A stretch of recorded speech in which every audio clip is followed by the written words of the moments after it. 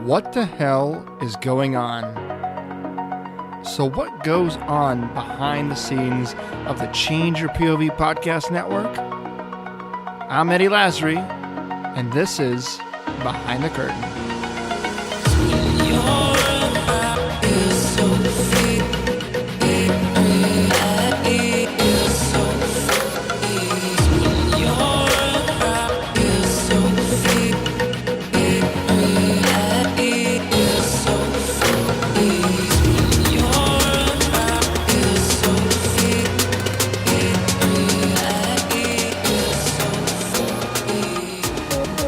I'm going through the master scheduler here on the Google Drive, right?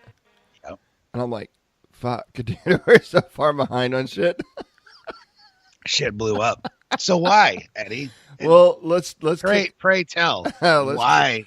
Let's kick it off. Is our shit all fucked up? All and right. the show it's still great. Thank God we have other No hosts shit, right? for other shows because our shit got blown the fuck up. That's why we want to get on here and talk about this. For sure. Correct. So It's like an old school Eddie and Bennett episode. It is like a kind of going back to the beginning. Called Throwback Saturday. We're gonna release this one under Behind the Curtain because there's no real like solid value here. It's just basically bullshit. We just want people to know we're still alive. Okay, let's kick it off. And we missed the mic. That's true. That is true. Yeah man. I know you do. I do. I got to get behind it once in a while, you know? All right. Hello, folks. Welcome to Change Your POV Podcast Network. I am your stellar host, Eddie Lazary. It's more like a ghost host. And I am Bennett Tanton. And we are back again talking to you about nothing, which is exactly what we wanted today to be. This is going to be a behind-the-curtain release. And, oh my God, there's been so much going on. As a matter of fact, I'm going to tell a story here real quick. One of my old Army buddies, he was actually my soldier way back in the day. And finally, he's not like he's like an outdoors, let's go camping, let's go fishing kind of, let's go work outside in the garden. He's not the let's sit behind the computer and do things techie kind of guy, right? And he's known about the podcast for a long, long time. And so finally he like reaches out to me. He's like, dude, okay, what gives, man? How do I get access to your show? I'm like, all right, well, the first question I ask people is what kind of phone do you have? Is it an iPhone? Is it an Android, right? Because depending on what phone you have, it's different. It matters. It matters. And he's like, well, I've got an Android. I'm like, all right. I said, do you know how to go to your app store? And he says, yes. And I said, go to your app store and search for an app called Stitcher. And he goes, how do you spell that? It's S-T-I-T-C-H-E-R, Stitcher. And he says, okay. And then I was like, that's it. Just do that and call me back. Step one, do that, call me back. So he does. And he's like, all right, I got Stitcher. I said, now go in Stitcher and find the search. You know, I don't know what the search looks like in Stitcher, but go where you can search stuff and type in Change Your POV. And then once it comes up, click on subscribe. That way you can get, all the shows. And so he does. And a few days, he's like, I'm in, man. I'm in. He's all excited. I got it. It's like, okay. So he's like, a few days, I haven't heard from him, like a few days later. He finally reaches out to me. He's like, bro, like, I wanted to listen to your show so I could listen to your sexy voice. Like, you're not on any of these shows. And this is like right in the middle. This is like some of the more recent shows where I literally haven't been on any show. And I was like, yeah, man, you got to go back a little bit. You got to go back into the archives and listen to some shows where I'm on. And he's like, how come you're not doing the show anymore? And I'm like, well, I am, but I just have. So it's just a hiatus. Yeah. So real quick, I want to explain Bennett to you. I apologize for being absent. I feel like I've been an absent leader in driving this train. However, we've got some fantastic leaders. Everyone in the group is a leader in and of themselves. So it's nice to be able to. It's not like I was able to just pick up the reins and go with it. Right. You know what I mean?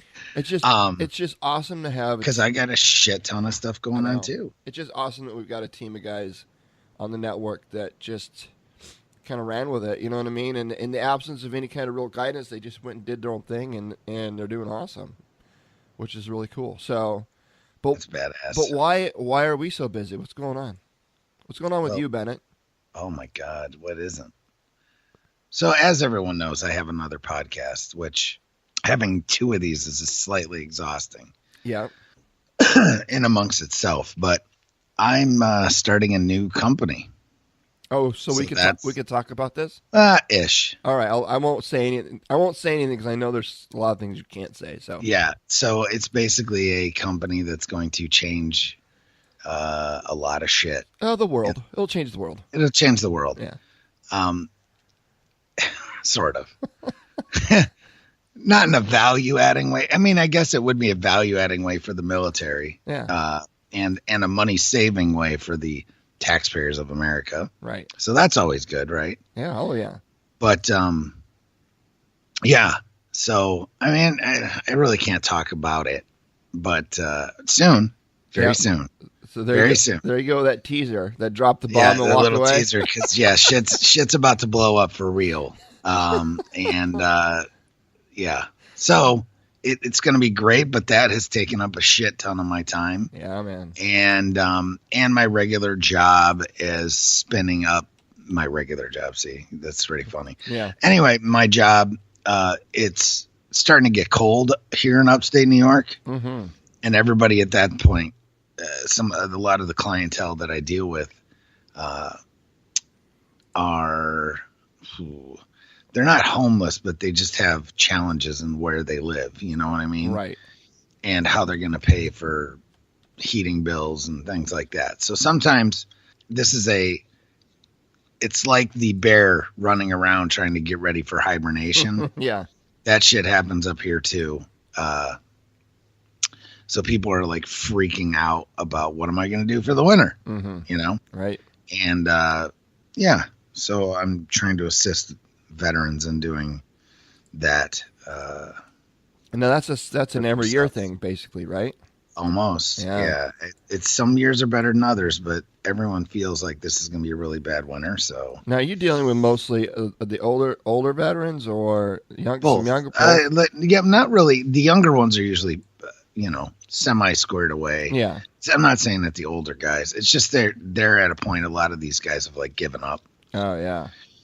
They're just like whatever, or so it's just a matter of getting them into places. Mm-hmm. I mean, some of these guys are in their 70s, wow, 80s. That's tough to be in that spot at that age, man. Yeah, for sure. I mean? Well, this is why we have veterans a lot. Like, I think it's the singles.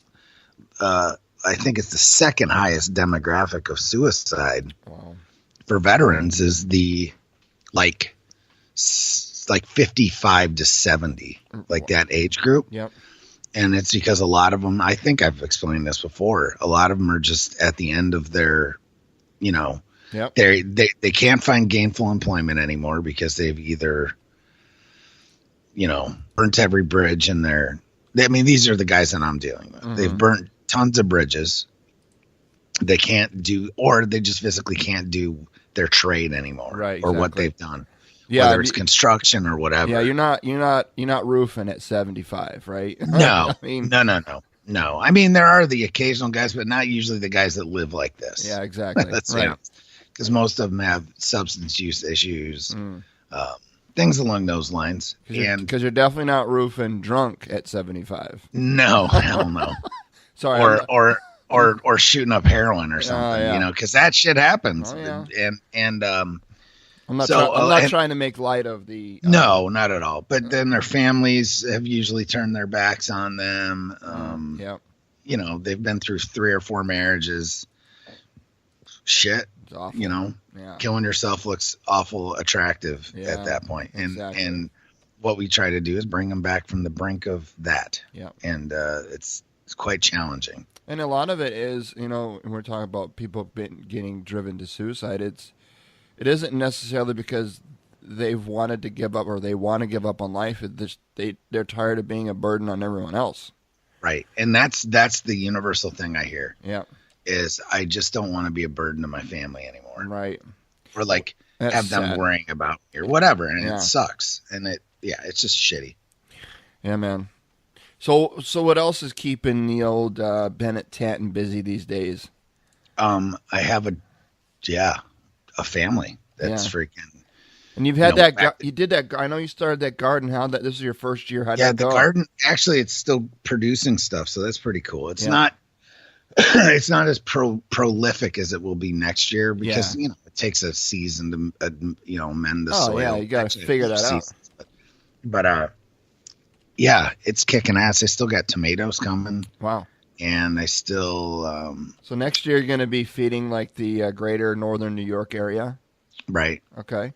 Basically. That's awesome. And so have you done any more of those bourbon whiskey? What do we call you only missed one. Oh, okay. So we're gonna do another one here. We got to figure out soon. I wanted to do it in we can tie it in and around our event that we've got. Do we want to talk about that? Yeah, so that's what I was kind of looking in November maybe to do the Scotch one. Oh, nice. I have a feeling that involves eggs. It does. Nice. It involves Scotch eggs. Yes. If you don't know what that is, folks, look it up because that shit's badass and it tastes awesome. That's what we had last time. I just make simple ones. That was hangover food last time. Yeah, it was. I don't really do them the traditional way. I do them way simpler, and they're way healthier that way because I'm the epitome of healthful. Right. Yeah, man. Just look at me, for God's sakes. So either way, so Scotch, you will have some steak and, it's basically a lot of the foods are based around Scotland, but since they make, because technically it can't be called Scotch unless it's made in Scotland. Right. Or a certain percentage of it is. So. And it's an interesting meal. We get done eating and then we all got to stand up and yell freedom really loud. Right. Yeah. Some William Wallace. Yes, exactly. It's all right. Yeah. Right. Yeah. So what about the event? Talk to us about this event that's coming up. So this event, and I'm still trying to lock down the venue. Yeah. And that's why we're talking about it. So we can make it so more I can real. kind of give people, but kind of get people. Well, I was in touch with 3 different places last week and none of them got back in touch with me by the end of the week. So really? But that's fine. One of the 4 places that I've approached, and there's really 2 out of the 4 that I would really like, but either way. So it is basically, it's called Veteran Talks. Yep. And it's kind of going to go on a platform of a networking event that involves veteran entrepreneurs getting up and talking about their passion. That's what this is basically going to be about. It's not about giving business advice. It's not about any of that shit. Now, if your passion is your business, then by all means, let's talk about your business. Most entrepreneurs, their passion is their business. So I'm kind of banking on that idea, right? Yeah. So that's the guidance, really. So we'll be having 12-minute talks back to back, basically, a whole bunch of folks that want to get up and talk. And there has to be some kind of vetting process to get through this and whatnot, because you have to at least know how to get up and speak. Right. You can't just. It could be your first talk. I don't care, but you need to have an idea of what the fuck you're going to talk about, not just shotgunning from the hip. You just show up and be like, right. So here's my thing. Now, if that is, that's kind of cool. I just, this is what's going to happen. So, and the other issue that we're having is time. So what we were looking at is having it November 4th, right, which is the weekend before.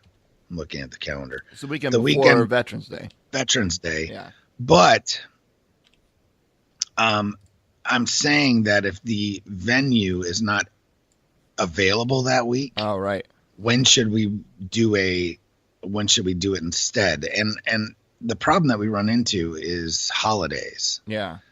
So, and we're in Syracuse. So this event will be in Syracuse as well, folks. Nice. And what I'm really talking to is people that within driving distance. Yeah. I'm not asking people to fly across because you know what? I just, I'm not asking people to fly in or do anything like that. It's not something that we're really, it's not going to be like a big, huge event. It's going to be more like a meet and greet, networking, and having talks and just, having a good time together as veterans and really kind of getting this community together, at least in the Northeast, because that's what I'm kind of focusing on. Now, we do have guys coming from like Ohio and North Carolina for sure. But these are guys that are they're in our network and they're like, yeah, fuck yeah, I'll be there. Right. You know what I mean? Yeah. So that I see, but I don't want anybody. I mean, I guess you could if you really wanted to, but it's on your dime. I got, nothing for you. Right. If you want to come get a bagel, fly from Cali, it's fine. So we'll show you a good time, but there's no like. Why this event anyway? I mean, where did this come about? How did it come about? Because frankly, what it comes down to is I don't feel like us as veteran entrepreneurs are really connecting. I feel like we have all these Facebook groups all over, like Facebook, and there's a bunch in LinkedIn and this and that and stuff like that. But I really want to meet these guys and gals. Like, I want there to be like a true network. Right. And if this turns into an annual event with all kinds of awesome stuff, and maybe we'll do it across the country or something. There's no, this isn't about, me. It's not about you, Eddie. It's not about Ginger, who's helping us out, put a bunch of this stuff together. It's not about, Kevin, who's going to help us with the videoing. And it's not about, right. He's got somebody that's going to video it, or he's got names for me. It's not about my brother-in-law who's going to, right, part of it. So there's all these things that we're kind of giving incentive to come, and it's free. Right. At least for now, because, as long as I get the venue knocked down for free. And I'm shooting. I've got a couple sponsors that I started talking to, and basically they're just going to sponsor like food. Right. But not even like meals, but like, like finger food, bagels and coffee and fruit and shit like that. Ritz crackers, baby. Right. Fucking Vienna sausages and mustard. So, nice. But that's cool, man. It'll be like you're back in the field. So yeah.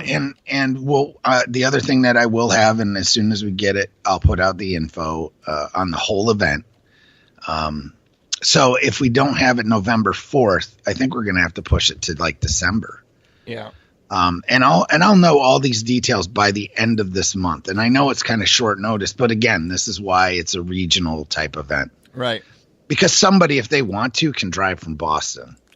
Right. Like, you know what I mean? I'm driving up. It's kind of about the same. Correct. But it's about the same. It's like 5 hours for you. And the whole reason we want, you and I have been talking about doing an event for the better part of 2 or 3 years. Oh my God, since we started this whole thing. And the whole reason why I wanted to do this is just because I've said it before and I'll say it again. The greatest hurdle sometimes in life is that threshold between 0 and 1. Right? Yes. Right. From nothing to something. That is the hardest wall to climb. That's the biggest hurdle. Now, it's easy to go from 1 to 2 and 2 to 3 and 3 to 4 and grow and expand and always do things better than you did last time. But if there's no last time, you don't have somewhere where you started, that hurdle from 0 to 1 is huge. So we're not, we're calling this an event. Don't get it in your head that you're going to show up and there's going to be thousands of people and there's going to be like paid guest speakers and like, no. This is our attempt. This is our way to get a mark on the chalkboard, right? To put a 1 in the win column. And allow other veterans that want to speak. Right.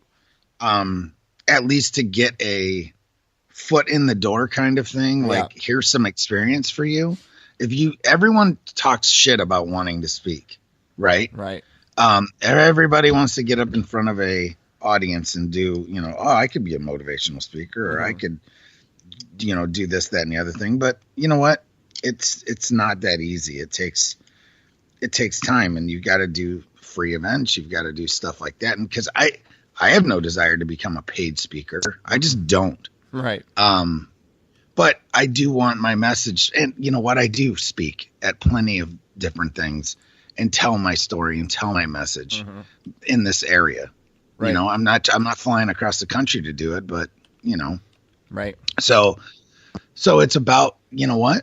I'm going to give guys and gals that speak are going to get a nice gift. And that's basically a video of themselves giving a kick-ass freaking, it could be horrible. I don't know.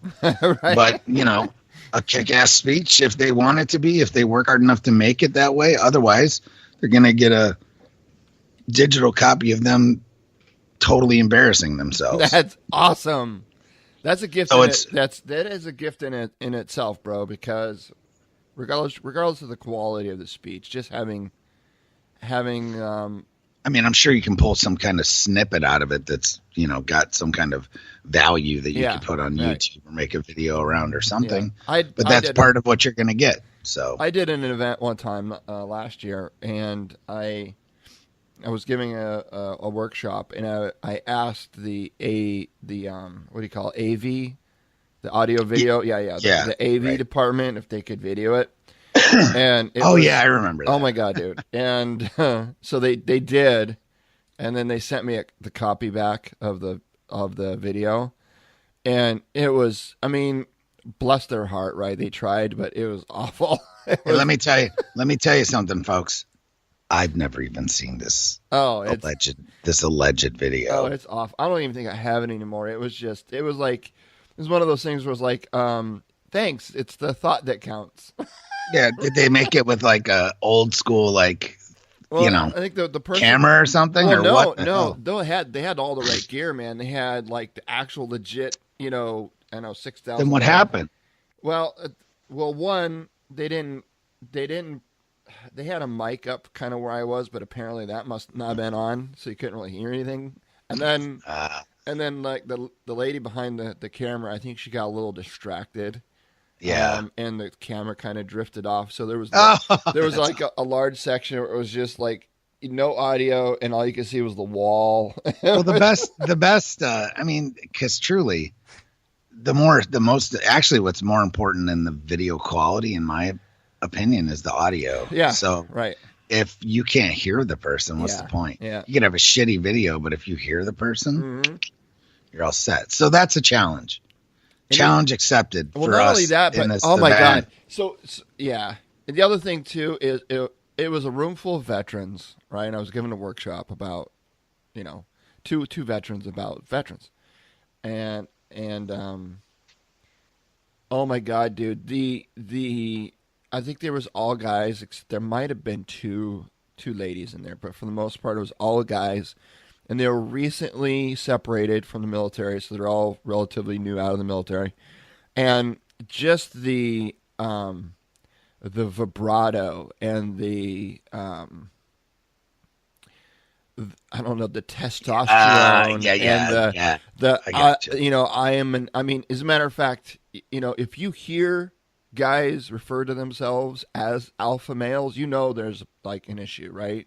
And it was nothing but a huge dick measuring contest, right? And it was like, and it was when, everybody was like, everybody was branch of service, and then what you did in your MOS, and then how many ribbons you had. It's that whole like, I'm better than you, and I'm hoorah. It's a dick measuring contest. Oh my god, dude, that's not good. And so that was that was the atmosphere of the room, and then I'm trying to teach them about, the not doing that. Yeah, and every recommendation, everything I was basically saying, there was some wise ass that had to raise his hand and counter it because he's smarter than everyone else in the room, and I'm just like, folks, I'm speaking to you from experience and as a hiring manager and as a recruiter. And you may disagree with what I'm saying. You may not like what I'm saying, but it doesn't make it any less true. And it just got to the point where, like, I felt Sergeant Lazary wanting to come out, and I was like, you know, I don't want that to happen. So that's a bad taste. Yeah, man. And I just let them have their, you know, their moment, and I'm better than you, and I know more than everybody in the room kind of feel, and whatever. And, you know, I was thanked cordially, and I thank you for having me. I'm really glad I had an opportunity to I did my piece. But you got flat tired all over the place later. I walked out and I was like, that was absolutely, you know, because have you ever heard the expression, when you're ready to learn, the teacher will appear? Yes, of course. You can have the smartest person that has the most experience standing right in front of your face, telling you exactly what you need to do to be successful. If you ain't ready to hear it, you ain't going to hear it. You just aren't. You're not ready for it. You're not going to hear it. And that's kind of where I was with that. And unfortunately, it really left a kind of a bad taste in my mouth. I was like, you know, because at one point in my life, there was a time when that's what I wanted to do, right? I wanted to, you know, teach these newly transitioned veterans about this, that, and the other thing. And after that experience, it really made me question if that was even something I wanted to do. You know, why waste my time and my effort on a bunch of, you know, quite frankly, just arrogant alpha male assholes that are all unemployed, but yet they know better than everyone else, right? And I'm just like, I don't know. And then I think my saving grace was Veterati, to be honest with you, because when I finally got on Veterati and was able to talk to veterans that actually gave a shit and were able and willing to listen and to execute and to see success and report back their success, I was like, oh, okay, there is hope for humanity, right? So it's one of those things where if you're going to be in this space, you have to take everything at face value. You can't take things personal, because if you do, people are going to disappoint you, man. No matter, you know, that's just human nature. Well, for me, I know with the population of folks that I deal with, and you and I have had this conversation tons, you cannot. There's two things I've learned from this work that I do. And it's, you can't generalize. Right. You cannot say all veterans. Mm-hmm. You can't say all black people. You can't say all white people. You can't generalize people into ethnic, religious, any kind of box. You just can't generalize them. I mean, I guess if you get down to like base brass tacks and go, people from Westboro Baptist Church are racist assholes, you're probably on point. Right? Because most of them are. At least they're raised that way, right? Mm-hmm. Most white nationalist Nazis are racist. You could probably say that. But you just can't generalize, you know, such a large population as veterans into a little box. Mm-hmm. You can't. Number one. And number two is, if you do not have humility, you are going to fucking perish in this world. Yep. Okay? Or you might not, but I can tell you, you're probably going to be unfucking happy. Yep. Not just unhappy, unfucking happy. So you're going to be disappointed every day. Yeah, you will, every day. If you don't catch a little bit of humility in your life and realize sometimes you just need up. That's hard for me, as we all know, folks and listeners. Shut the fuck up. So those are the two biggest lessons that I've learned along the same lines, Eddie, in life. And that shit is hard. Yep. You know, the struggle is real. What the hell did I post yesterday? You said the struggle, there's always going to be a struggle. The struggle is guaranteed. The money is not. Yes. And that's so true. Oh yeah. It's scary. Yeah. So anyway. That's awesome. Hell yeah. Yeah. And I don't even know where I heard that. somebody said it, so it wasn't coming from me. But I went back to try and figure out who to quote, and I was like, "Fuck it, I can't find him." So yeah, I take credit. Do your best. Yeah, it was good. I liked it. There was a few comments on there too, and yeah. And some of them, I'm like, really? What? It's not a mindset. You kidding?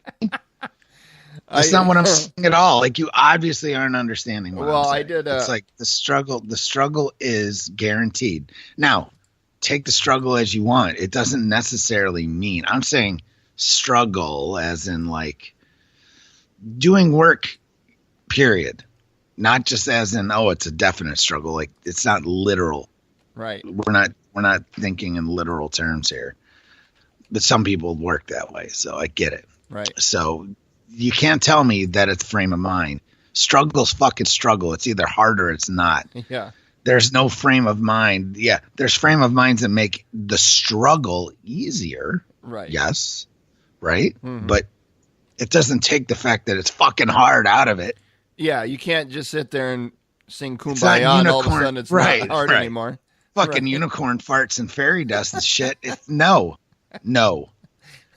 It makes that shit sting less. Right. Rainbows makes that shit sting less, but it doesn't take away the struggle. You should still be proud of what you've done and how hard you had to fight to get it. Right. I did. Number one. I did and just because of that, just because it's a frame of mind doesn't mean you're going to get paid, motherfucker. Yeah, that's right. That's right. I did a video on Educated Veteran the other day. And for those, I saw it. That was a good one. For those that don't know, I've got a Facebook page, and it's called Educated Veteran, and I go on there and I share short videos about just different experiences that I've had as it relates to business. All right. Yes, I've owned my own business, but I've worked in corporate America longer than I've owned my own business, and I've had worked in a lot of different jobs in a lot of different industries. I've got a lot of experience, and I just want to share some of that with people. And one of the recent videos that I did was about the, I think the title of it was something to the effect of, do you let your military service define you or refine you, right? And there's a big difference between letting your service define you versus letting it refine you. And I don't know how long the video was, 10 minutes or something like that. And then I posted a couple different places. And I shared a couple of real stories about a couple of guys that I've come in contact with in my life. One of which is a pristine example of someone who has allowed his service to refine him, and someone else is a pristine example of someone who let his service define him. And the point I was making is the guy, I'm not going to retell the story. You can go back to the Facebook page and listen for yourself. But the guy that allowed his service to refine him, he served in the early, I would say mid to late 90s during peacetime, and he did 4 years in the Marine Corps. And that long ago with that, and I said in the video, with that long ago with that limited amount of service, and I meant limited amount of service in terms of like, that's the fewest number of years you could join. I mean, I don't know anybody that signs up and does 2 years in the Corps, right?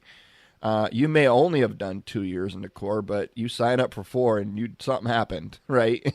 And you got your ass booted before then for some reason. And it may not have been your fault. Maybe you got injured during boot camp. I don't know, right? So the point I was making was even with a limited, or I should have said even with just a one term of service that long ago during a time of peace. And the reason I frame it like that is because a lot of people think that you need, 15 years, it needs to be recent, and you need to have a combat action badge in order for your military service to really refine you as a person. And that's not true. His one term of service during peacetime back in the mid to late 90s, he allowed that period of his life, of his service, to refine him even today. And there's things that he does today as a senior director at the company that I work at, and it emulates. I can see his service shine out of him, even though it was for one term and it was during peacetime and it was that long ago. There's things that he does today he's taken the best parts and best qualities of his service, and he brought that forward with him, and he allowed his service to refine him. See, that's the difference between refining and defining. And of course, somebody comments on there and says, well, he goes, limited service, 4 years seems like a legitimate service to me. And I'm just like, all I said in response was, you missed the point. It's just so frustrating because people will glean whatever they want out of a message. And it's unfortunate because a lot of people miss the actual message behind what you're trying to say. You know what I mean? Yeah, I do. But speaking of my job, that's one of the reasons I've been off the radar lately. Oh, shit. I thought that you would never go there. So, yeah, I started a new position, started a new company on July 10th was my start date. And went into this job, and they basically said, okay, in the interview, they told me, they said, listen, here's what's going down. Our company is about, and it's, for those that are curious, it's Coca-Cola. I work for Coke. The kind you drink, not the kind you snort. And that's just a joke. But they said in the interview, they say, all right, listen, we are about to acquire another bottler up in the northern New York area, and we're about to turn on a new ERP system called SAP from our legacy system. And folks, for those that don't know, like doing an acquisition is enough for one company for a year to manage by itself. Changing your ERP system is enough for most companies for at least a year, right? And we were doing both at the same time at the end of July, and then the end of September, here pretty soon, a couple of weeks, we are doing a larger acquisition that will essentially increase our size in terms of our regions, our responsibilities, our number of employees. It's gonna triple our size overnight. And that's on. I mean, we haven't even really come up for air during our ERP transition and original acquisition. And that's why he hasn't been talking to us. And so they said, listen, it's going to, between now and the end of the year, it's going to be brutal. Just want to let you know right out of the gate, so there's no illusions. When you're in here working until 7, 8, 9 o'clock at night and you're traveling around, going from branch to branch, or, coming in on the weekends, basically whatever needs to get done, we need to do it. And it's going to be painful for a while. And I agreed. That's what I signed up to do. So I kind of braced my family and said, hey, if I take this position, this is kind of what we've got looking ahead for us.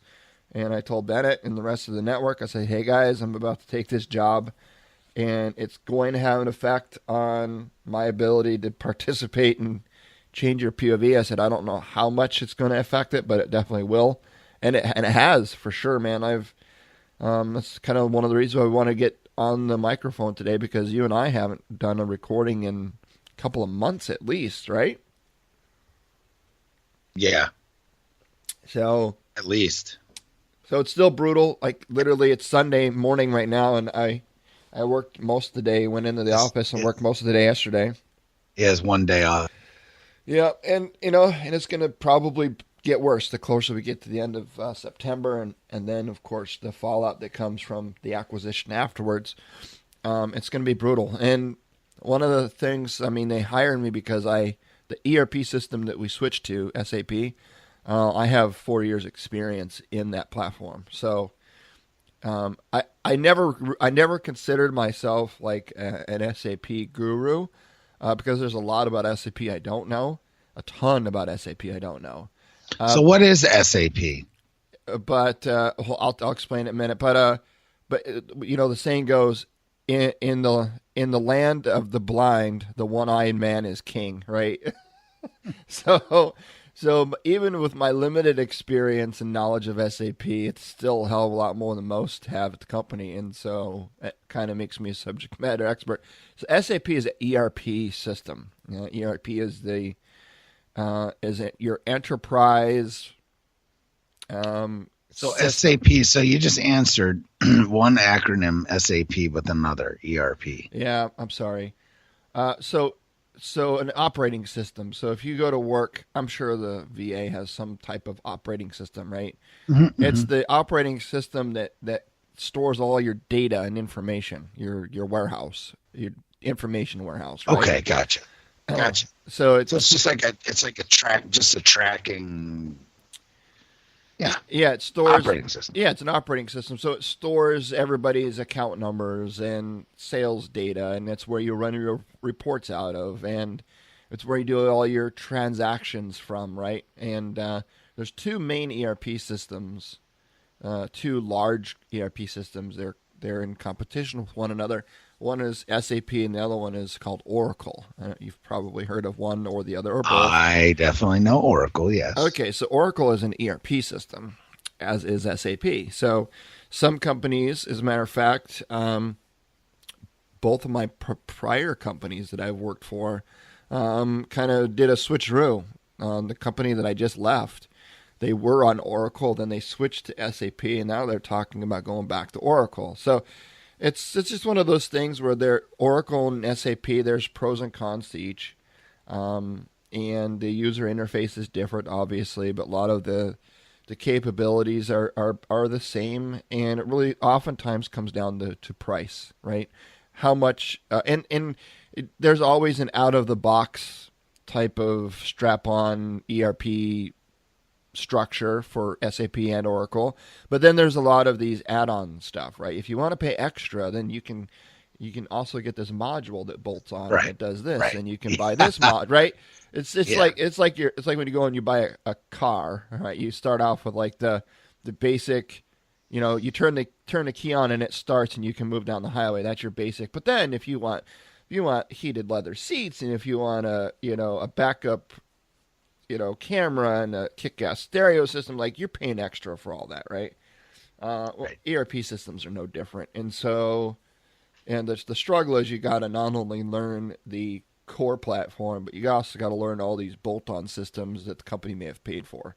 And not every company is going to have the same bolt-on systems. So that's kind of the struggle that I'm in, is even though I got 4 years of SAP experience before now, the company that I'm at now has different bolt-on applications, which I don't have experience with, right? So there's a limit to my knowledge of what I know, and then other things I'm just as green as everyone else. So I'm doing my best to come up to speed as quickly as I can, taking copious notes, because people are coming to me as essentially as the trainer, right? If they got a question, they reach out to me, and there's been a lot of things, Bennett, that I've been able to implement in my new job that I kind of learned through what we do on Change Your POV, like.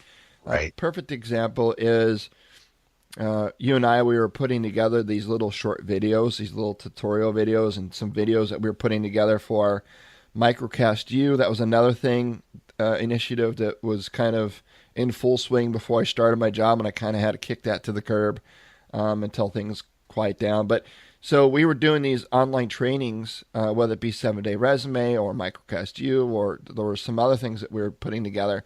And we're using this really cool. I think we did a podcast episode about it. No, it wasn't. It was back when we were doing the Be Live TV, and we were doing the weekly. What would we call those?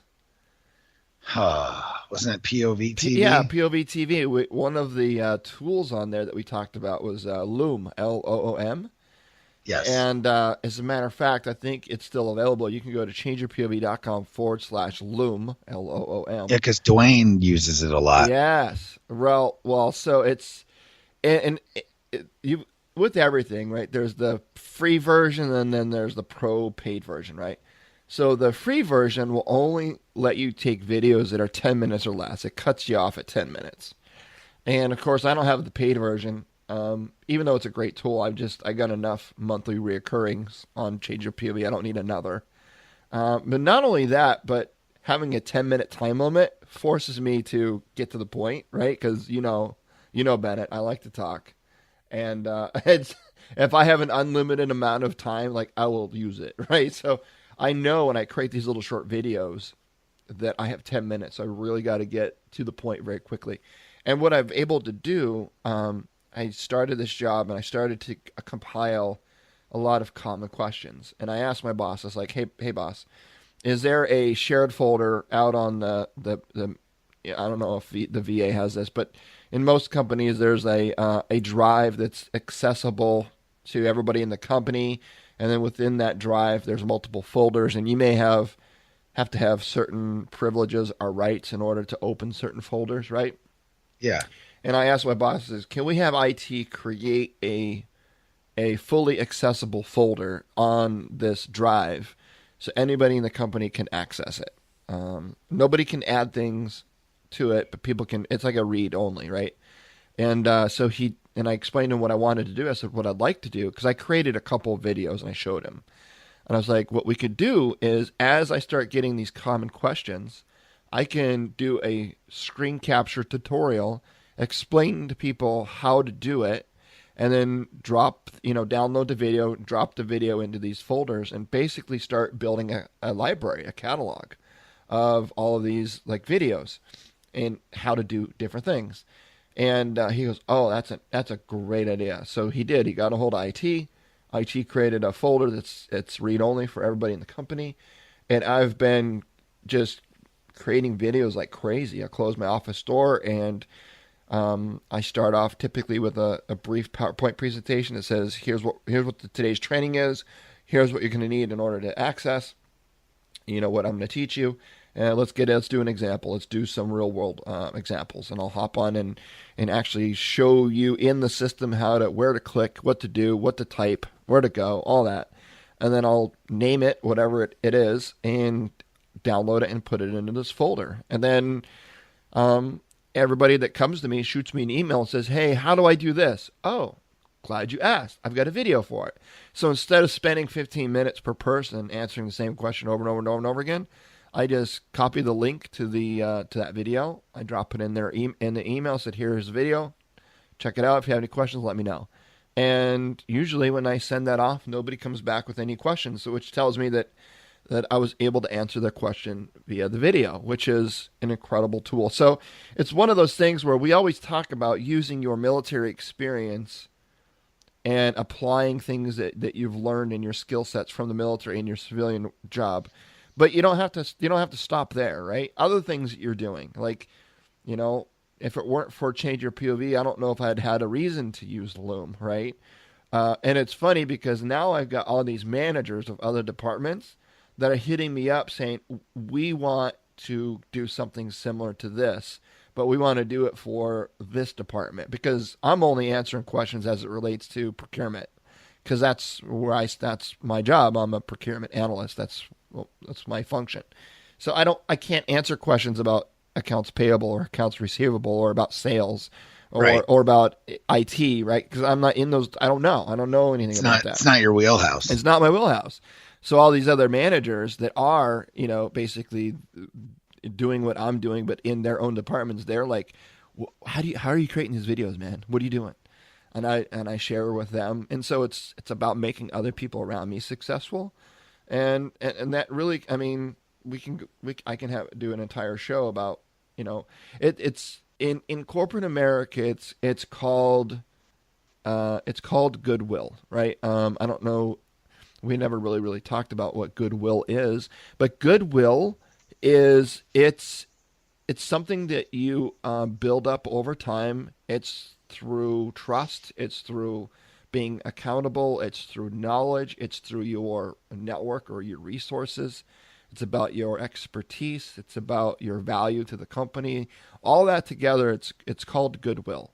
And a lot of reasons why you're able to ask for more money when you leave one company and go to another is because the company that's hiring you, they recognize that you're losing the goodwill that you've built, that commodity that you've built at your company. You're losing all of that because when you leave one company and come to another, you have to rebuild that equity all over again, that goodwill all over again.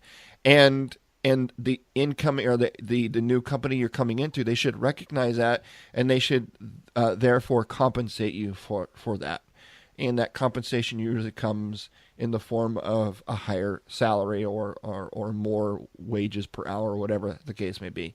And so a lot of people don't realize that, and a lot of people don't understand that. But it's like, there's a guy in your company, you can think of him right now, Bennett. There's a guy in your company that that you can go to because he either can answer your question or he knows somebody who can, right? Yeah. Well, that guy has built Goodwill, and he's made it known to other people. So he is a valuable asset. It's something even as simple as, like right now, I've only been there for 2 months and I don't know everybody's name. The fact that you can talk to somebody that's been there for 10 years that knows who everybody is, that's a form of goodwill, because that person knows people and they've got history with people and they've got relationships with people. And so it's easier for people that have been at a company longer to get things done because they've built those connections and those relationships. And they've built their goodwill. Well, you come into a new company, you lose all that. So what I'm attempting to do with this new company is to rebuild my goodwill. And there's no better way to rebuild your goodwill than become an asset or a resource for other people, right? And it's a very difficult lane to walk, because you have some people that have been there for a long, long, long time, and they don't want to compete with the new guy that's coming in and coming to the company with all these great ideas, and now there's this, you feel a little threatened, right? So there's this fine tightrope, I think, that you've got to walk. And when you walk into a new company, you want to build your goodwill as quickly as possible. You want to be an asset to people as quickly as you can. But at the same time, you don't want to burn other people's goodwill that they've built over the years either, right? And so, yeah, that's another reason why I've been as busy as I can be. And it's only gonna get busier, I think.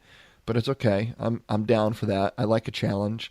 And this job it's way more engaging mentally, which I'm okay with.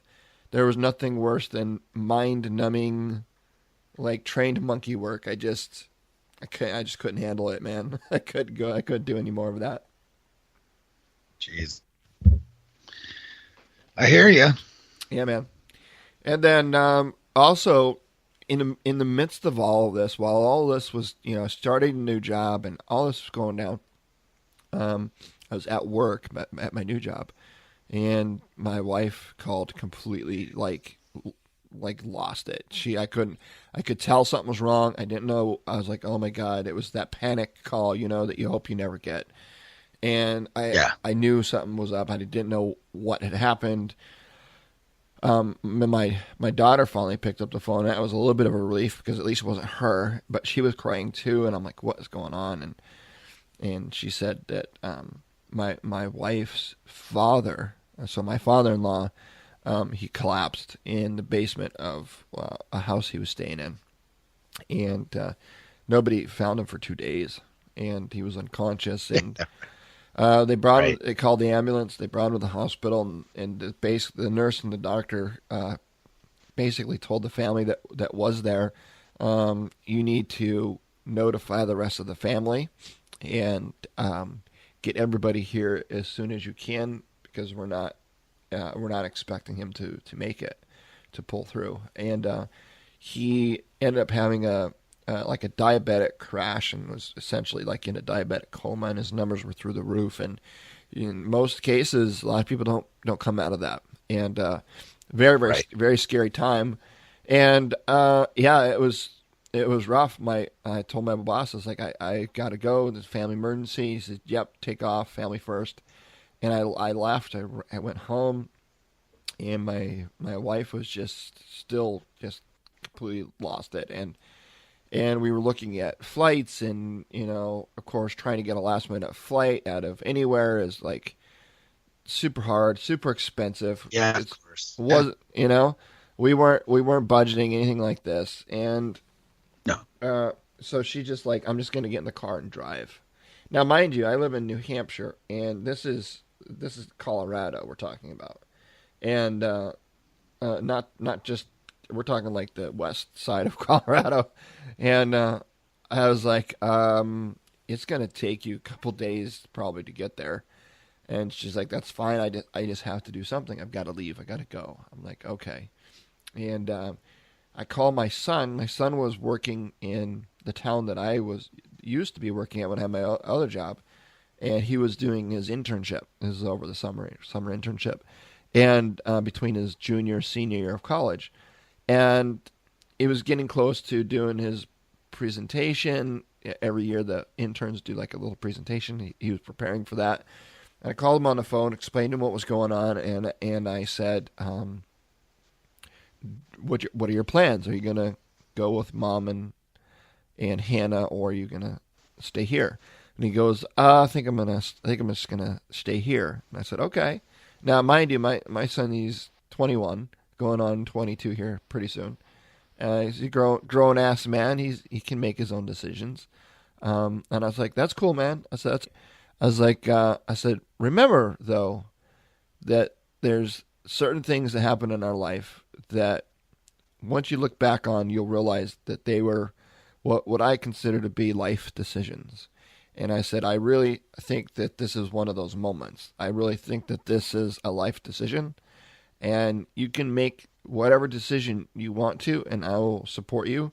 I said, just be careful though, because if you make the wrong life decision, 5, 10, 15, 20 years, 30 years from now, you'll look back and you're going to really regret the decision that you made at the time. I was like, so make sure that whatever decision you make, whether to stay or to go, that you'll be able to look back on it, 30 years from now and be glad you made the decision that you made.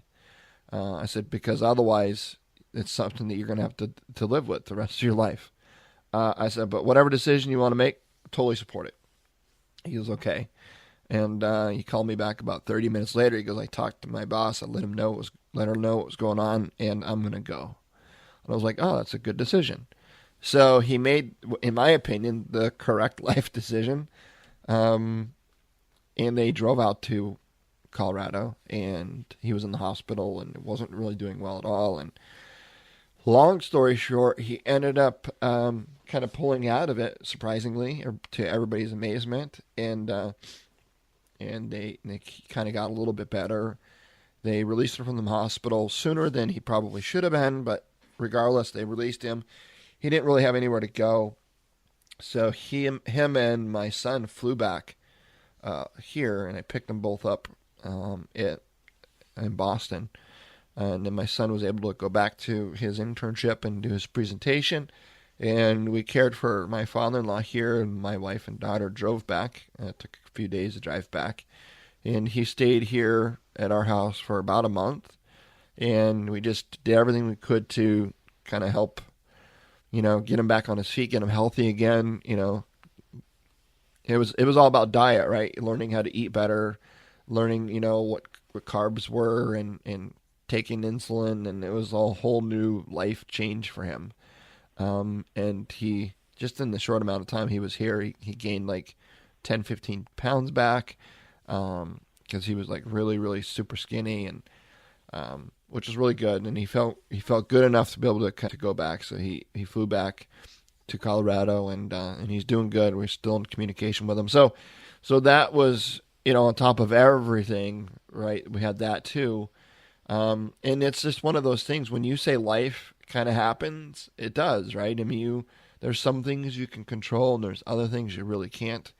And you just got to roll with it, and you have to really kind of sit down and put everything you're doing, on a piece of paper, and say, okay, what are my priorities, right?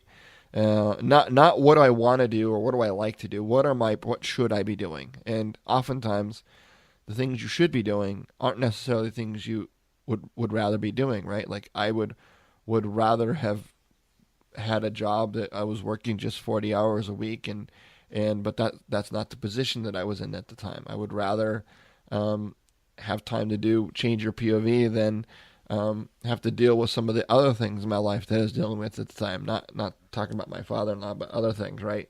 And so It's just, putting your family first and making sure you understand what your priorities are.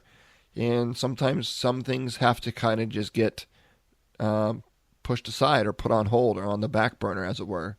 But that's okay, because if you got people around you that are supportive, like we have here on this network, then, like you said, we're able to still put out great content on a weekly basis. I mean, hell, we're still doing more episodes a week than most podcasts are, right? True. So, thanks to our freaking awesome host. Yeah, man. So, speaking of which, at 2:00 this afternoon, I'm hopping on and recording the episode 000 of Neophyte in the Woods with Andrew. That's awesome. So he's got a bunch of episodes on the docket that we're going to be working through and editing and getting up on the show. Here's a little something I didn't tell you yet. So he and I are planning on going squirrel hunting in Massachusetts. See, I told him I want to come too. Squirrel hunting, bro. I said, I want to play squirrel hunting. I want to play squirrel hunting. I do. Play squirrel hunting. So we should have me there too. Fuck it. I'm coming. Well, I'm coming whether you guys want me to or not. I'm going to show up. What we're going to do is, hold on, I got to read you this text. Hold on a second. Let's see. Okay, he says, so Andrews, I'm reading text messages now. He says, so do you own either a shotgun or a .22 rifle or pistol? And I said, .22 rifle. I need the sight in the scope. He goes, okay, so if we go a bit west from here, west from where I'm at, you can hunt with that. Let me look at the seasons. And I said, okay. I said, should I remove the scope? And he goes, either works. If you sight it in, bring it down some weekend soon, and you can do it at my club. And I said, okay, that sounds like a plan. I said, so what do we do with squirrel? Eat them? Make hats? What? Shit, yeah. Fucking eat the shit He out. goes, yep. He says, we're going to do a squirrel stew and make merkins. I said, this will definitely make for an interesting episode. And he says, yep. So what we're planning on doing is, because he's never done squirrel hunting either, and my daughter is interested in going along with us. So I think the three of us, or four if you're coming, Bennett, we'll go squirrel hunting, and then we'll do, I don't know, skin them, eat them, whatever we're going to do with them. Here's the kicker. We got to make, the best way to eat them is like take them, debone them. Oh, Jesus. And then, no, so you. Have you done this before? Yes. Okay. But I've never, I've only, I shot the shit fucker and then I cooked them. I didn't do any of the work because I had never done it, but I've seen it done. So it's just a matter of skinning. It's just like any other animal. Yeah, you got to skinning them. You got to them hang them up on an A-frame and just skin them, yeah. Right? Get the freaking guts out, obviously, yada, yada, yada. All the regular skinning things, and then you cut them down into its parts and then pull the bones out. And then what I did with the meat is I took it and I cut it with pork just a little bit because the squirrels have like zero fat. Yeah. Right. And I made sausage out of them. Oh. And they're fucking delicious. Squirrel sausage, huh? Yes, sir. Huh. Interesting. Yeah. So we're gonna do that, and then we're gonna do a show about it on Neophyte in the Woods. So. Well, he's talking about getting a campground. Really? That's what I just read. Oh. We can get a campground in the Beartown State Forest for $14.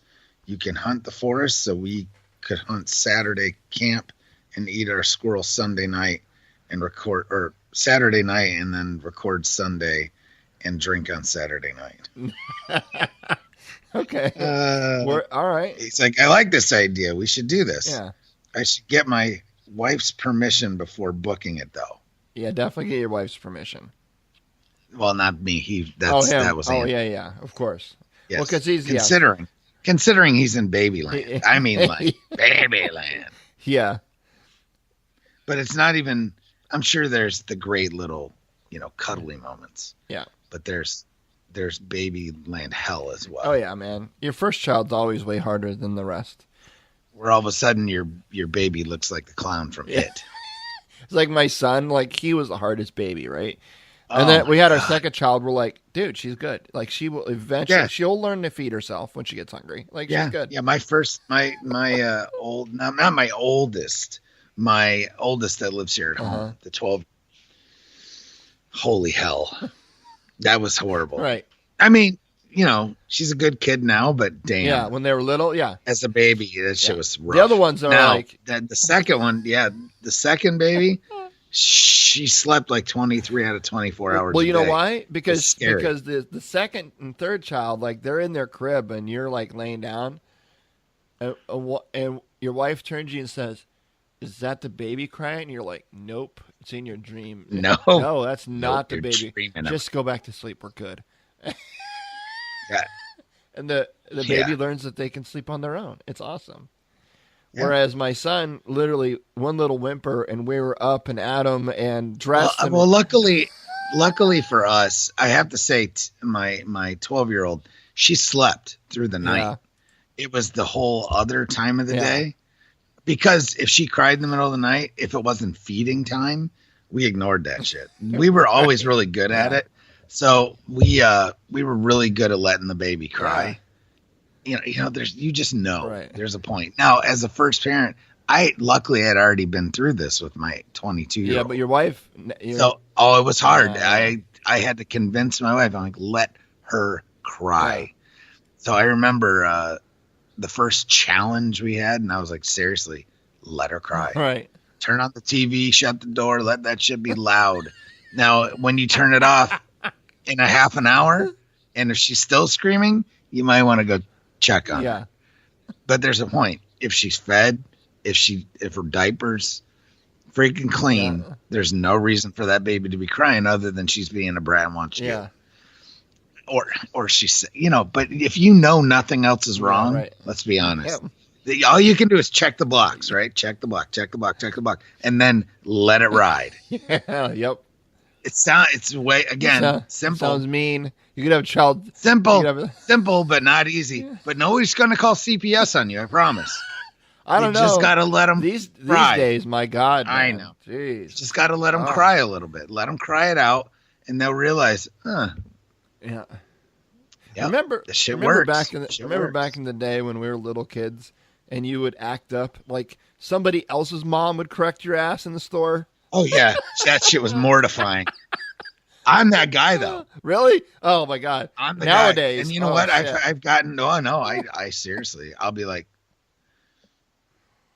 something, I can't remember. Like, I'll say something, things. And I've had kids actually, like, I've had kids, like, probably 7, 8, 9-year-olds where I've said something like, you better calm down or something like that. Or like, you need to calm down or whatever. And I've had sometimes when their parents were nearby and their parents heard and goes, you listen to that man. Really? Right. But I've also had them where the parent like looked at me sideways and the kid turned around like he was going to mouth off. Like, you're not my daddy, until they saw me and I was looking at them with the look and they thought better of it. And I've had kids mouth off too. Yeah. Well, I was in a store one time and this kid couldn't have been more, like, how old are you when you first learned to walk? Like 2 or something? Yeah. One. Well, it's like couldn't have been more than like a month or 2 after this kid learned how to like stand on his own. And he's he's in the basket at the store, where you'd normally sit, but he was standing up, standing where they're not, where you're not supposed to put kids anyway. Yeah. And he's standing, not. There's warnings all over these fucking shopping carts. I'm not talking about standing inside the basket part where you put the groceries. I'm talking like standing on the seat. And where they're supposed to sit. Yeah, like standing on the seat where you're supposed to sit. Right. Like and I'm just like, like if they take a header, they're fucked. Done, right? And a mom was like, she was looking at something on the shelf or whatever, and I was like, I said, excuse me, ma'am. I said, he probably shouldn't be standing like this in the cart. And she looked at him standing there, looked at me and says, oh, he's fine. And I'm like, really? He's fine? I was like, he's going to fall out of there and break his goddamn neck, and you're going to have a dead son in the middle of Shaw's. Like, he's fine? Really? And she goes, mind your own goddamn business. I was like, all right. I did my job. And I was just like, wow. I just cannot believe, like, you know what I mean? Like, well, so people are so afraid to say anything. And you know what? Sometimes people that don't have the ego part of it, sometimes people are very grateful for that. So that's the type of thing that makes it worth it. And I will never fucking stop. So you can't make me stop, folks. Sorry. Can't stop me. Can't stop me. Can't slow me down. What's the name? What was that song? Got to keep on moving. Yeah. Some fucking weird shit. But anyway, yeah, man. Can't slow me down. And you can't shut me up either. So yeah, people, man. Well, you never know. When my son was little, he was like a little Houdini, man. He would find a way to climb out of his car seat that he was buckled in the back, and like you'd look in the rearview mirror, and he'd be like standing in his car seat, like escaped, right? Like he was like an escape artist. So I just figured maybe this kid was the same way. He just climbed out, was standing, and she didn't know. And I thought I was doing her a solid. You know what I mean? Like who? Yeah, right. Parents got parents back. Yeah. Nope. Motherfucker's like, shut up, motherfucker. Mind your own business. Mind my own business. Mind your own business. All right. Well, when your son is wearing a helmet for the rest of his life. Yeah. Well, not only that. We'll see how you feel then. And this is one of the things I really hate talking about, but when I was a corrections officer here. Oh, Jesus Christ. Oh, my God. I learned about how just some horrific stories about what parents are capable of doing to their children. And I'm not talking about just men either. Women, too. There was women in there that literally, like, shook their babies to death. There was one woman that put her baby in a dryer, and oh my God, dude, it was just because there's no license to get a baby to have a baby. There isn't. It's just like awful. you have to get licensed to operate a motor vehicle, but you don't have to have a license to actually parent a child. Yeah. I'm not for like regulation on this shit. I just think I don't fucking like there needs to be better something. Yeah, and I'm totally not knocking anybody in the corrections officer profession. All I know is my own personal experiences, like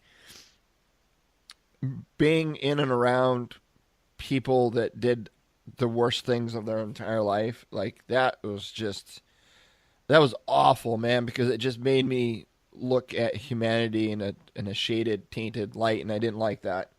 Because I know that was just a small percentage of the population, but when you're in it and around it, 12 hours a day, every day, it becomes, you know what I mean? Like you start looking at everybody like they're criminals, and I hated it. Did not like it, my friend. Did not like it. Just people want to like destroy themselves, right? If you want to go and be a drug addict and destroy your life or whatever, then like have at it, right? That's your life. But when you're like doing shit and it's like you're messing with kids and you're destroying the lives of other people, like, then I'm not cool with that. Yeah. No, so I concur. But I don't know how we got there, but yeah, man. Well, we've surpassed our hour mark, but I just wanted to hop on here and chat with you for a little bit, see how things were going, kind of let everybody know we're still alive. I'm going to schedule this to release for next Saturday. I don't know if I think Kevin's releasing his episode this week, so today, right? I believe so. Yeah, I think so. He's had a couple of some challenges in his life recently as well, and I don't know if he'll actually get it out unless he had it. He might have had it pre already. Yeah. Yeah, I don't remember though. But Dwayne and Jeff have been rocking pretty solid with their shows. They missed a couple here and there, but I mean, we're the fucking slackers. I know, right? Like we need to get back on the ball here. But they're coming out with some really, really kick-ass shows. I just the one like Dwayne's last one with Doc Todd. Love that show. Yeah, that's good. Well, we have one that's kind of in the kitty. I think we need to talk about it off air. But Which one? It's Oh, Jean. I know, man.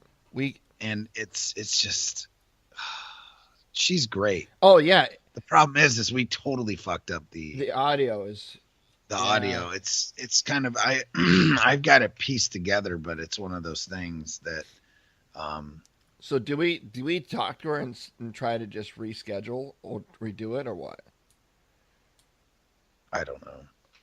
Because the audio on that, I mean, it was a great conversation, but you know what? I'll finish putting it together, and I'll render it, and then I'll send it to you and let you see what you think. Well, because I mean, it's still a good episode. Yeah. So it's just one of those things. Well, I recorded it on my end too, so Yeah. I don't know.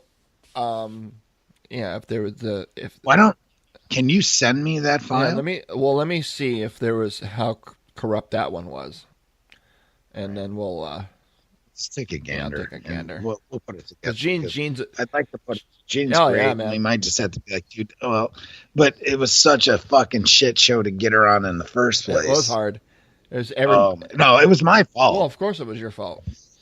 Yeah, We missed So, the first whatever. recording, and then totally fucked up. it was awesome. So bro. fucked. So I just need to like go back and like beg for forgiveness and be like, listen. Yeah. Well, let me look at it I today. just want to, because I want to give her due diligence, Yeah. and I don't want to put out like half an ass episode, which it's not. It's still great, but part of it's like well, where's Eddie? What the fuck happened? Yeah, I'm sitting there talking. Is he still there or is he not? Blah blah blah. I'm talking away, and you guys are like, "Oh, I can't hear him. Can you hear him? No, I Yeah. can't hear him." I'm like, "I'm right here." Like, oh, I still can't hear him. Yeah, exactly. It's fun. So Technology, brother. You gotta love it. Yeah. she's got some other shit going on now too, so it might even be worth it just to have her Yeah. redo it. So anyway, Yeah, man. So, very good. Oh, the Motivation Monday, really quick. So, this show that we're doing right now is releasing on the 16th. But, if you're listening to this right now, then Monday, September 18th will be the next Motivation Monday. So, we're actually starting it this Monday, though, which is in that's what's weird about podcasting is you get this like 3 dimensions, right? So we're actually recording this on the 10th of September, but the show's not going to release till the 16th. So tomorrow is September 11th, real time, and starting on the 11th, and then the 18th, the 25th, and October 2nd. Those are the 4 shows that we're going to do. We're actually going to stream it live, the Motivation Monday. I've invited all of the hosts to come on all 4 episodes. I don't know if we'll get all of us on all 4, but there'll be probably a mixed bag of different hosts will come on each night.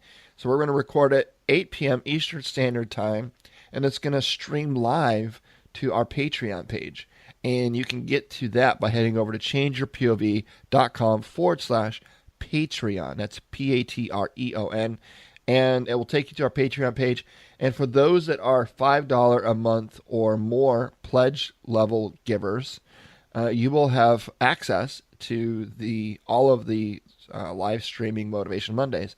We're going to basically pick a quote, and all of us are going to talk about what that quote means to us. We're going to do it live. And it's going to be like on Google Hangout. So you not only get to hear us, but you'll get to see us as well.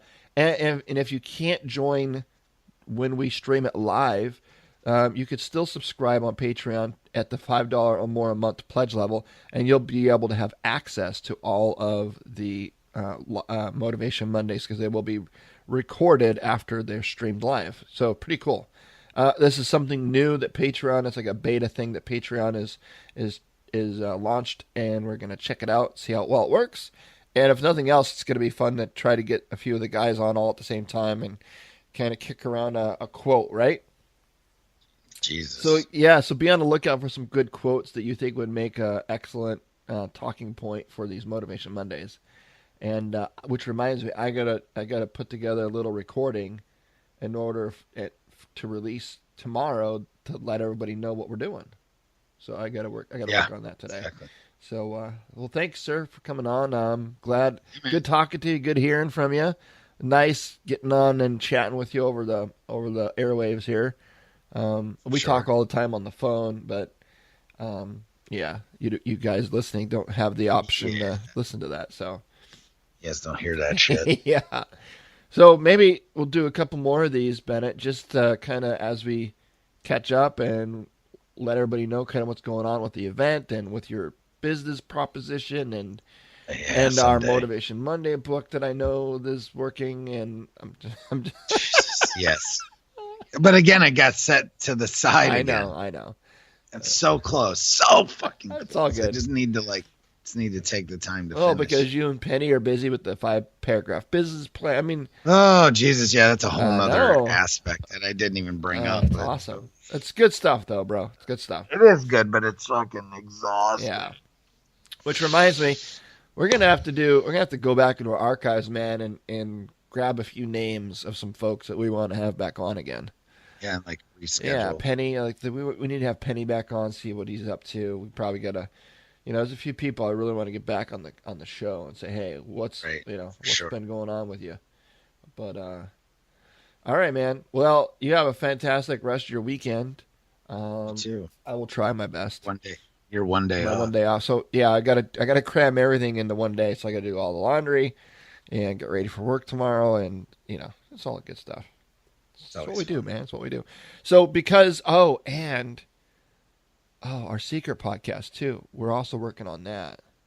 Did we mention that already on the show or no? No, but just don't. Huh? Just leave it at that. Yeah, good. Okay. There you go, folks. Well, if you want to check out more of our awesome shows, probably more shows that Bennett and I are not on, but they're awesome nonetheless, you can check them out by heading over to changeyourpov.com. At the top, you'll see podcast with the little drop down. And you click the drop down and you'll see Motivation Monday, Headspace and Timing, Changing Hearts and Minds, Neophyte in the Woods coming to a theater near you. Attack Fridays, Behind the Curtain, which is what this episode is going to be released under. And of course, Remove Before Flight. And those are all in order. So it's Monday, Motivation Mondays, obviously. Headspace and Timing is on Tuesday. Changing Hearts and Minds is on Wednesday. Neophyte in the Woods will be on Thursdays. Attack Fridays, of course, is Friday. Behind the Curtain is a Saturday show. And Remove Before Flight, our token chair force, is on Sundays. And there you have it, folks. And, we didn't talk about this. We probably won't. But you've got a read on potentially somebody else that's interested in doing a show? Maybe? Oh, yeah, possibly. Okay. We will. We gotta hash some stuff out. But it'll be more of a, I guess you would call it a spiritual type show, which is really cool, man. From a veteran's perspective and a reverend, and that's awesome. Yeah, so we'll definitely go through it this week and figure out some stuff, and we'll go have a meeting with him and see what his thoughts are. I'll be honest with you, I am a spiritual person, but I really despise religion. Does that make sense? Yeah, and you know what, I would agree to the extent as well that I'm the same. And he's a lot like that too, except for he is a reverend. Yes. Of a Christian denomination. But he is open to all, which is fantastic. Right. So he talks about everything. Yep. So it's pretty. No, that's awesome. That's really cool. And he doesn't preach per se, right? Which is cool. And he's a vet, and he's a Marine and did some time in the Army too. Oh shit. So he's like, he's got a combat under his belt. He wasn't a chaplain or anything, and you know what I mean? He's like the real deal. So, I will tell you, man, cool. When I was serving in Iraq, 0405, there not a lot of us talked about God or religion or anything like that. But I tell you what, man, after experiencing what it's like being outside the wire and the reality that people are actually out there trying to kill you. It was very common for us after our mission briefing around the truck, moments before we rolled out, to join hands and say a word. I'm telling you what, it's not about religion, but it is about spirituality. When you are in the shadows of death, you realize that there are things beyond your control. You realize that there's something higher in this world than yourself. And I'm telling you, man, you could sit there and disagree with me all day long, but I'm telling you, those listening right now, so what is the saying? There's no atheist in foxholes. No, there isn't, bro. There isn't. I'm telling you right now, bro. Right. I'm telling guys that have never prayed in their life. Oh, I'm sure there's one. Oh, I'm sure. Yeah, I'm sure. I don't know who they are. But I'll tell all of us, like, we never talked to God. We never talked religion. We never talked, what happens after you die. But I'm telling you, we all in rank aside, all that shit, none of that mattered. None of that mattered. We all held hands and we said a word, even if it was a short word. God, look after us, protect us, and help us see this through. And I'm telling you, man, nothing brings you closer to your own spirituality than the realization that life is very fragile and it could end within a second. And in combat, life is so fragile that it's a matter of seconds or inches, or, you know what I mean? And yeah, man, I'm telling you. So I totally think that's where this guy is coming from. Like I said, it has nothing to do with the religion. It has everything to do with your own spirituality. Everyone has their own spirituality, whatever that means to you. And it's important, I think, to be in tune with that a little bit. If you're oblivious to it, I just don't think you are as successful as you could be in this life. Would you agree? Yes. Yeah, man. A lot of people call it many things. Self-actualization, whatever, man. We kind of played around with a lot of that a little bit last year, and we were talking about, Zen and meditation, and I mean, all that can be wrapped into this whole idea of spirituality. Yep. You know what I mean? For sure. All right, man. Great show, bro. Yeah, man. Covered a lot, man. I'm not even gonna. Jesus Christ. There's no real. It's a long one. No too. real theme for it. Oh, speaking of long one, so Jeff released his last episode. I looked at the timestamp. It was like an hour and a half. I'm like, holy shit, this is a long one. It's like, all right, let's do this. And then the show ended at 45 minutes or 50 minutes. Oh, yeah. And then weird, right? I was like, oh, it's because I've done this before too. There's something way out that he didn't edit out, so it recognized it. And sure enough, all the way out at an hour and 27-minute mark, part of his outro started playing. So anyway, I picked up on that. And I just started laughing. My wife's like, "What's so funny?" I'm like, "I've so been there. I've done that before." Oh yeah. Oh yeah. It's just funny.